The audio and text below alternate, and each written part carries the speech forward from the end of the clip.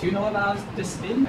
Yeah, it is an angular momentum of the electron. No? Yeah, but it's actually not because of the self-spinning of the electron, isn't it? Yeah, that's right. It's not. Then why is it an angular momentum and why is it called a spin? No? Okay, let me answer your questions. Long ago, or actually it's not that long ago, it was back at the start of the 20th century, there is such an experiment. So imagine there is an iron rod, okay? And then there is a solenoid around it and the iron rod is suspended from above. The magnetic moments of the electron inside the iron core will align to the magnetic field, right? So now, the polarity of the battery is suddenly reversed. That means there is a change of the direction of the magnetic field, and of course, then the magnetic moment of those electrons inside the iron core will also change direction. And we know that the magnetic moment of the electrons is closely related to its angular momentum. That's right. So, with this change of magnetic moment, there is also a change of angular momentum. According to the conservation of angular momentum, it should be compensated somewhere else. And guess what? Yes, it makes the whole iron rod turn. And this is called the Einstein-de Haas Effect. It shows that even though each change in the electron is infinitesimal, extremely small, but altogether they can make this whole iron rod rotate. And that is the importance of teamwork. Yes. Thank you for your attention. Oh, that was not the question. Okay. Oh yeah.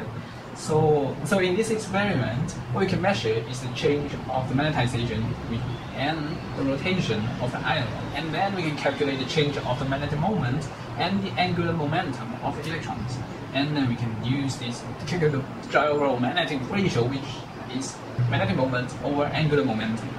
People then believe that it is the angular momentum of the electrons were due to its orbital motions around the nucleus. And the gyromagnetic ratio for that kind of angular momentum will give you this. Okay, but the result of this experiment actually gives you this, which is twice the amount of the gyromagnetic ratio for the orbital angular momentum. So what is happening here? Indeed, this phenomenon was not well understood until Stern and Glad did their famous experiment. Then people realized that there is also another kind of angular momentum of the electrons. But why is there such an angular momentum? Right? Then there was this young and brave physicist called Kronig. He came up with this idea. So well, it is an angular momentum, right? Because it causes the iron rod to change, and also in this Stern experiment.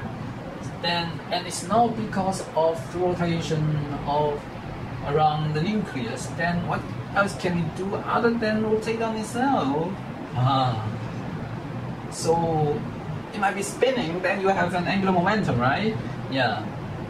He was so excited, probably was. But when Pauli learned of this idea, Pauli criticized it severely because the spinning of the electron will require its hypothetical surface to turn at a speed that is faster than the speed of light. And Einstein is still correct, so that means poor Kronig, you must be wrong.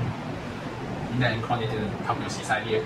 However, there were these two young and brave physicists again, named Goldschmidt and Uhlenbeck. But they came up with the same idea and they published the result. So that's how the idea of spin is introduced. And in fact, later, Pauli himself also developed the spin theory mathematically in detail. But however, he still calls it the spin. But instead of itself spinning, he introduced it as a fundamental property of the electron itself, just like the charge. So that's how spin must come about. To sum up everything, so first people did experiments and found out that the electrons have a new type of angular momentum that is not due to the orbital motion of the electrons. So people try to attribute it to the self-spinning of the electrons and call this new type of angular momentum spin. But this will violate Einstein's relativity. But since Einstein is still correct, then this idea is discarded. And Pauli introduced this new type of angular momentum as an intrinsic property of the electron, just like the charge of the electron. But as to why he keeps the name of spin, we don't know. But the name spin remains and continues to confuse all the subsequent generations of young physicists. Thank you for your attention. This is truly the end.